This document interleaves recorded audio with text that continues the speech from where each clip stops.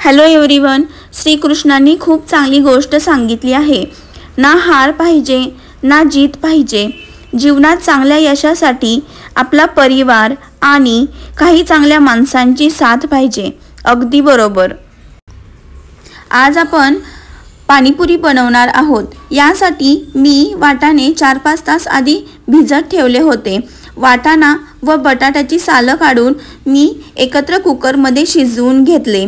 वाटाणा 4-5 तास आधी भिजवल्यामुळे तो छान शिजतो व बटाटा आणि वाटाण्याचे मिश्रण छान एकजीव होण्यास मदत होते। व नंतर मी शिजलेला वाटाणा बटाटा एकत्र स्मॅश करत आहे। गॅसची फ्लेम सिम ठेवून मी वाटाणा बटाटा स्मॅश करत आहे। असे केल्याने खूप छान एकत्र स्मॅश होण्यास मदत होते। पाणीपुरी अनेक लोकांना आवडते, कारण यात कुरकुरीत पुरी, तिखट पाणी, आंबट चिंच गोड चटणी आणि मसालेदार वाटाणा बटाटा यांचा संगम असतो। पाणीपुरी खाणे एक मजेदार अनुभव असतो, ज्यामध्ये एकाच वेळी अनेक चवीचा आस्वाद घेता येतो। आता मी तडका पॅनमध्ये तेल टाकून जिरं, गरम मसाला, हळद याची फोडणी देऊन तडका देणार आहे। याने आपल्या वाटाणा बटाट्याच्या मिश्रणाला एक छान चव येते व नंतर त्यामध्ये थोडंसं पाणी ॲड करून मी ते पूर्णपणे मिश्रण एकजीव करून घेणार आहे।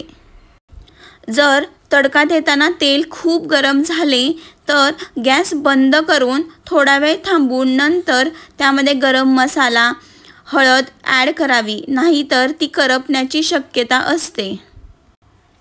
फोडणी तयार होत आहे तोपर्यंत फोडणी झाल्यावर मी याच तडका पॅनमध्ये थोडे पाणी ॲड करून ते गरम करून पुन्हा या मिश्रणामध्ये मी घालणार आहे।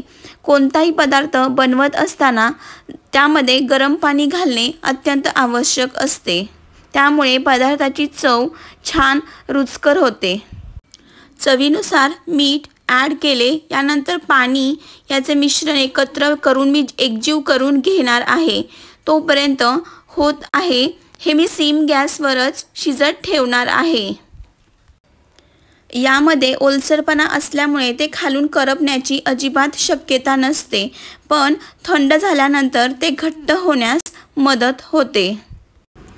इथे मी एका भांड्यात 3 ग्लास पाणी घेऊन त्यामध्ये पाणीपुरी मसाला व पाणीपुरी चटणी ॲड करून पाणीपुरीचं पाणी तयार करणार आहे। जर तुम्हाला असे पाणी तयार करायचे नसेल तर घरीही तयार करू शकता। यासाठी एक चिंच तासभर पाण्यात भिजवून ठेवावी व नंतर ती मऊ झाली की हाताने कुस्करून घेऊन त्याचा गर काढून तो मिक्सरमधून बारीक करून घ्यावा व यानंतर गॅसवर ठेवून ते गरम उकळून द्यावं। यानंतर त्यामध्ये गूळ, तिखट, जिरेपूड, चाट मसाला आणि काळं मीठ घालावे। झाले गोड पाणी तयार। जर तुम्हाला मी तयार केले असे पाणी करायचे असेल तर पाणीपुरी मसाला व चौपाटी पाणीपुरी चटणी मिक्स करून ते एकजीव होऊन चांगलं ढवळून घेणं महत्त्वाचं आहे व यामध्ये एक्स्ट्राचे मीठ घालण्याची काही आवश्यकता नसते। यानंतर आता वेळ आहे पॅकेटमधून पुरी बाहेर काढून ती फोडून ते सारण भरून त्यामध्ये पाणीपुरीचे पाणी ॲड करून सर्वांना सर्व करणे। पाणीपुरीचे पुरी फोडताना खूप मजेशीर असते, लहान मुलांना ते फार आवडते। पाणीपुरी फोडून त्यात सारण भरणं आणि मग ती खाणं खूप मजेशीर असतं। तसेच घरी पाणीपुरी बनवल्यानंतर स्वतःच भरून घेणं आणि आपल्या आवडीनुसार कमी जास्त सारण भरून त्यामध्ये पाणी ॲड करून खाणं, यामध्ये वेगळाच आनंद आहे। घरी पाणीपुरी बनवल्याने ती स्वच्छ आणि आरोग्यदायी असते। पाणीपुरी खाण्याने पचन सुधारते, ॲसिडिटी कमी होते, मूड फ्रेश होतो आणि शरीराला ऊर्जा मिळते, कारण त्यात पचनास मदत करणारे अनेक घटक असतात। त्यामुळे योग्य पद्धतीने केलेली पाणीपुरी ही आपल्या आरोग्यासाठी फायदेशीर असते।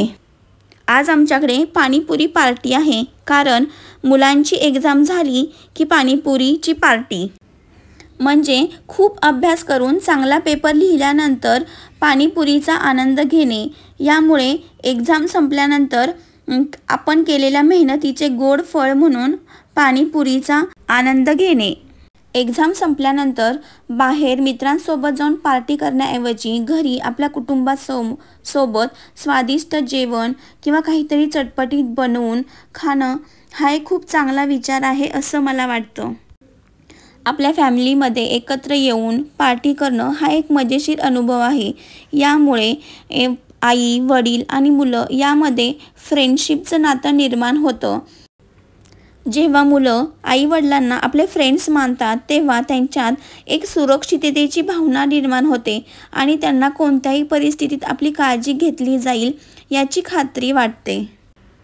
व आई-वडिलांशी मोकळेपणाने बोलता आल्यामुळे मुलांना ताणतणाव, चिंता आणि इतर समस्यांपासून तोंड देणे सोपे जाते.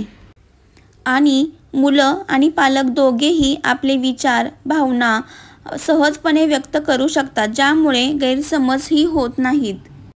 यामुळे मुलांना बरोबर काय, चूक काय हे समजते व त्यांच्यामध्ये डिसिजन मेकिंगची पॉवर वाढते व सेल्फ कॉन्फिडन्सही वाढतो.